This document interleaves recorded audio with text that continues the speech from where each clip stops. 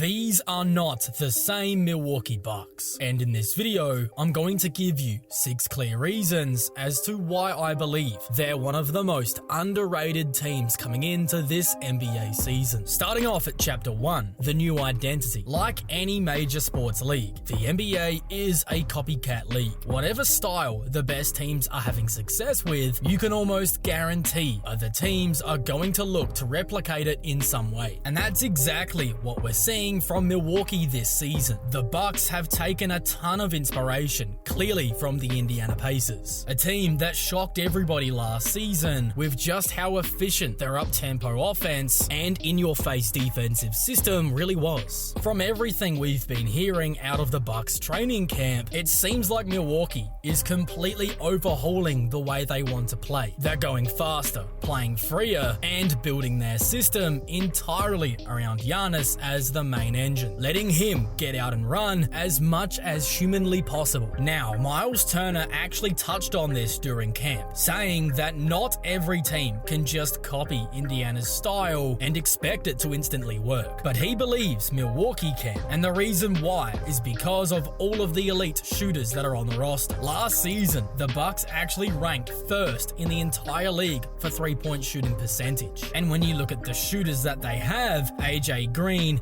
Gary Trent Jr., and even the stretch bigs they had last season with Brook Lopez and Bobby Portis, it really isn't that surprising. Lopez might be gone now, but he's been replaced by Turner, who's arguably an even better shooter from deep, and most importantly, he's far younger, giving them not only the floor spacing, but a serious defensive upgrade as well. But here's the crazy part. Even though Milwaukee led the NBA in three-point shooting percentage, they were just 18th in attempts. That's a massive missed opportunity, but this faster-paced, transition-heavy system is really designed to change that. If they can push the pace more often, they'll naturally generate far more open three-point looks than they did last season, coming from the corners, trail threes, drive and kick opportunities, all of which play directly into their strengths. That's really the foundation of what Milwaukee wants to accomplish offensively this season. Use speed and space to create volume and rhythm. And honestly, I believe this new approach fits exactly who they are now. This isn't the slow, gritted out Bucks we've seen in past years. This is a team that is more tailored towards the offensive side of the floor rather than the defensive side of the floor. And because of that,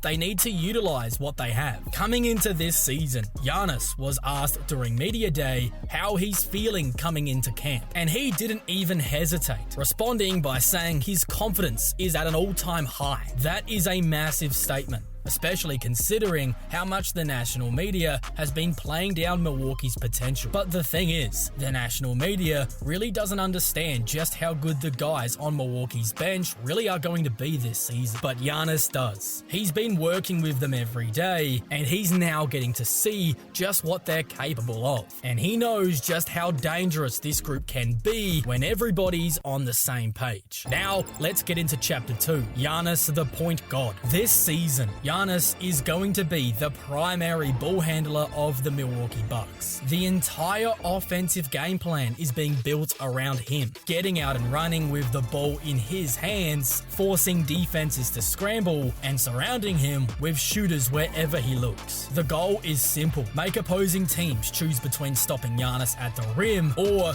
giving up a ton of open threes to some of the best shooters in the game. We actually got to see a glimpse of what this all looks like towards the end of last regular season when Damian Lillard was out with the injury. Giannis took over as the team's point guard during that stretch, leading Milwaukee to 6 straight wins while averaging 32 points, 12 rebounds, and 12 assists on 60% effective field goal shooting. Those are absolutely ludicrous numbers, MVP type numbers. But even more than that, it was obvious just how comfortable he looked. You could see it in the way he was reading the floor, the pace he was playing with, with, and just how confident he was when he was making these passing reads. After the games, he even said in interviews that having the ball in his hands just feels far more natural. But the key difference this time around is that it's not going to be some kind of short-term experiment. This is the game plan now, and I think Giannis is built for this moment. Honestly, I wouldn't be surprised if he puts up video game numbers all season long, which he basically does every season anyway, but I mean even crazy numbers for Giannis's standards. If you're looking for a sneaky MVP pick, I don't know how you can look past this guy, because he really could get close to a 30-point triple-double this season on elite efficiency. Last season, he quietly became one of the most reliable mid-range shooters in the sport, and if that continues to fall too, good luck trying to defend this man. Still, as great as the mid-range game is, what I really want to see from him more this year is more pick and roll and pick and pop actions where he's the ball handler, not the screener. When he's initiating these inverted pick and rolls, it completely flips how defenses have to guard the Bucks. Take the already established pick and pop action with AJ Green, for example. That pick and pop between the two works so perfectly. AJ sets a quick screen, pops out to the three-point line, and Giannis drives. Defenses cannot keep up, because if they collapse to stop Giannis, then AJ's wide open for a three. But if they chase AJ out to the three-point line, then Giannis gets downhill and finishes. As without sending help, it really is a lose-lose for the opposition. But where this gets really scary is when you swap out AJ Green for Miles Turner this season. The Turner-Giannis pick and roll or pick and pop could be revolutionary this season. Turner is always a near 40% three-point shooter, so his defender has to step out to contest the jumper. That would completely clear the paint for Giannis to attack smaller defenders at the rim, which is just a nightmare situation. But if the big doesn't step out to Turner, opting to help Giannis, which is a very logical decision, Turner is just standing there open from deep. Either way, you're going to have to give something up. And that's not even accounting for Turner's versatility. He can roll or hit that mid-range jumper, which makes the action so difficult to predict. I honestly think this is going to be one of Milwaukee's best offensive weapons this season, and something they absolutely should be leaning into really heavily, because once teams start trying to send help to slow down that action, they're inevitably going to be leaving guys like AJ Green and Gary Trent Jr. open from the perimeter, and these guys are snipers from deep and they will make shots. This is the evolution of Giannis. He's not just a dominant scorer or play finisher, but he's about to be the true offensive engine of the Bucks this season. And if Milwaukee fully commits to it and it starts to click, I think we're about to see one of the most unstoppable versions of Giannis we've ever seen. Now, let's get into Chapter 3. The Kevin Porter Jr. experiment. He's really been an afterthought for a lot of people when they're talking about the Bucks from the outside looking in. But if you've actually been following Milwaukee very closely last season, then you know Kevin Porter Jr. wasn't just good. He was a revelation. His production off the bench was genuinely staggering. He averaged 11.7 points, 3.9 rebounds, 3.7 assists, and 1.3 steals per game on 55% effective field goal shooting. And he did all of that in just 20 minutes a night off the bench. I mean, that is insane efficiency and impact for a guy in such a limited role. The confidence around Milwaukee is sky high about what KPJ can do this season with more minutes and a larger role. And it's pretty clear to see why. People forget that this is the same guy who had the youngest 50-point game in NBA history. And obviously, things went sideways off the court after that. But if he can truly turn his life and game around this season, then the Bucks have seriously found a valuable piece here. This year, he's already been officially announced as the team's starting point guard, even though Giannis will still be the primary ball handler. KPJ will likely serve as that secondary creator, someone who can both initiate the offense and play off of Giannis depending on the situation. And the chemistry between those two last season was undeniable. When Giannis and Porter Jr. shared the floor, Milwaukee had a plus 20.1 net rating with a 125 offensive rating and a 104.9 defensive rating, all of which are elite numbers. What made their connection just so effective is how KPJ operates in the pick and roll compared to someone like Damian Lillard. Dame is so explosive and fast, but when he comes off the screens at full speed, he just didn't give Giannis enough time to get to a preferred spot. KPJ, on the other hand, plays with a lot more patience. He comes off these screens a lot slower, probing in the mid-range where he's looking to manipulate the defense. And this naturally gives Giannis more time to find an angle and get a spot inside. That pacing and timing is everything, and it's what made the Giannis Porter Jr. two-man game just so quietly effective last season. And it's one of the biggest reasons the Bucks are going to look so different this year. Kevin Porter Jr. just complements Giannis way better than Dame ever did. Because with KPJ, it isn't about competing for the ball. It feels a lot more like working for each other to create the easiest shot possible. As when I was watching these two last season, it just felt like such a breath of fresh air. And it's a big reason as to why Milwaukee views Kevin Porter Jr. as such an important piece to their future. Now, let's get into Chapter 4, what I'm calling the supporting cast revolution. Forget the old, slower names that have filled out the Bucks roster for the past couple of years. Those days are now over. This new version of the Bucks are younger, deeper, faster, and far more balanced than the rest of the league seems to realize. The national media keeps talking about Milwaukee as if they're old and slow still, but that just couldn't be further from the truth. Whenever I have watched the national media talk about the Bucks this offseason, they'll bring up names like Gary Harris or Taurean Prince, as if these guys are going to be major contributors or even starters for the Bucks this season, which is just not the case at all. Now, Taurean Prince is a really solid role player. He brings effort, some defense, but mainly three-point shooting, which is great next to Giannis. But Doc Rivers has already made it abundantly clear that he'll be coming off the bench full-time this season, probably playing somewhere between 15 to 18 minutes a night. And honestly, that's a great spot for him, allowing him to be more effective in these minutes when it comes to hitting open shots and defending guys without being overextended. As for Gary Harris, this roster is so deep that I genuinely believe he's not going to be seeing the floor unless there are injuries. That's how strong Milwaukee's rotation has really become. It's a group filled with versatile, complementary players who all bring something different. Shooting, length, defense, rebounding, and playmaking. And they all do this very well around Giannis. Now, the one thing this team does not have is a clear-cut second star. There isn't another guy who you can just hand the ball to and expect him to get buckets at good efficiency every single time. But there is at least a glimmer of hope that that could be Kevin Porter Jr., who's going to be given the opportunity to be that guy this season. But really, between he and Gary Trent Jr., Milwaukee hopes to collectively make up that production by committee. Both guys can get to their own shots, and they both have the ability to stretch the floor. So it's not like there's a glaring hole. It's just going to look a little different than what we're used to seeing from Milwaukee, who in the past have been pretty top-heavy with guys like Chris Middleton and Damian Lillard. But honestly, I think that's alright, because the modern NBA is trending towards depth more than ever before. Teams are winning with balance,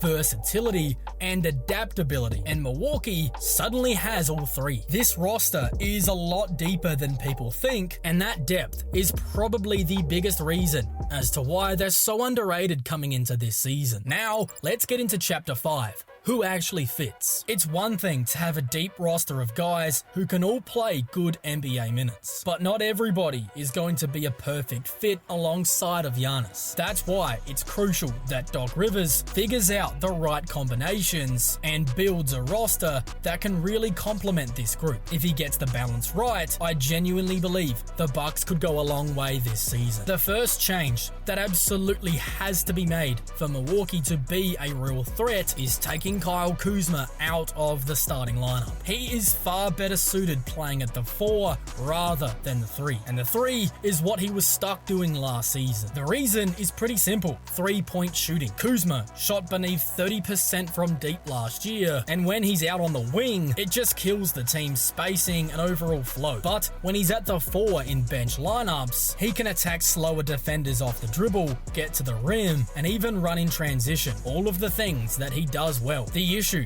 of course, is that Milwaukee already has the best power forward in the NBA with Giannis. So for Kyle Kuzma to play plenty of minutes at the 4, that means he's likely going to have to come off the bench, which I believe is massive for the team. Now, if Kuzma moves to the bench, that opens up the door for someone else to come in, and I believe that guy should be AJ Green. He's basically the perfect fit next to Giannis. AJ spaces the floor at an amazing level. In fact, last season, 86% of his shots were 3-pointers, which is a wild stat, but it works because he's just so efficient. When he played with Giannis, Milwaukee had a 15.5 net rating, a 123.9 offensive rating, and a 108.4 defensive rating, and all of those numbers are great. His pick and pop game with Giannis, like I mentioned earlier, was fantastic last season, and his off-ball movement just keeps the offense humming. Defensively, I think he's pretty underrated as well. Strong enough to take contact and quick enough to hold his own against guys his size or smaller, because he doesn't necessarily play taller than what he is. But then we have Gary Trent Jr., a guy who quietly became a really important player for the team. He even won them a playoff game last season and almost won another